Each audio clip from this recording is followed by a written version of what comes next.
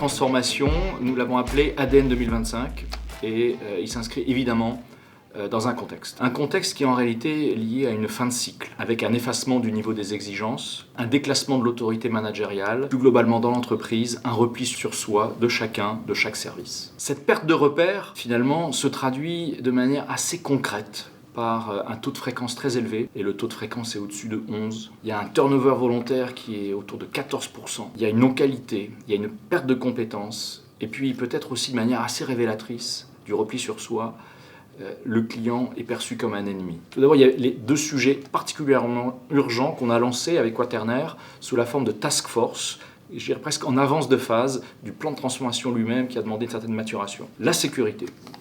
On a vraiment voulu marquer le coup d'une rupture sur la sécurité. Et le deuxième sujet, c'était sur l'organisation d'une de nos agences, l'agence Quaternaire, qui souffrait vraiment très fortement de cette perte de repères et de cette fin de cycle. Et donc on a fait un focus très particulier sur l'organisation de ce service. Les résultats suite aux premières actions qu'on a déployées, sur la sécurité, et je le dis avec beaucoup d'humilité et sans aucun triomphalisme, parce que sur ces sujets-là, on n'est jamais arrivé, mais on a réduit par 2 le taux de fréquence absolu. On a une des deux agences qui a un taux de fréquence à 0 depuis le début de l'année 2021, ce qui n'était jamais arrivé dans l'histoire. Et plus globalement, l'entreprise a un taux de fréquence à fin août à 3,23. Je rappelle, on était à plus de 11 au préalable. Donc c'est vraiment là quelque chose de très concret qui a un impact très fort. Deuxième aspect aussi sur l'organisation de l'agence Quaternaire dont j'ai parlé.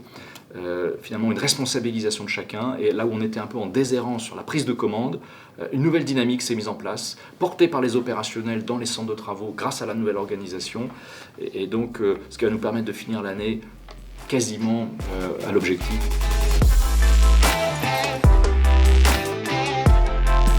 Écoute. Et dès la phase d'offre, ça a été vraiment quelque chose de très très fort. Écouter, c'est pas juste entendre, c'est aussi comprendre et faire évoluer sa propre proposition pour prendre en compte. Donc écoute. La deuxième qualité, bienveillance. Et la troisième qualité, le soutien dans le déploiement. Et c'est important.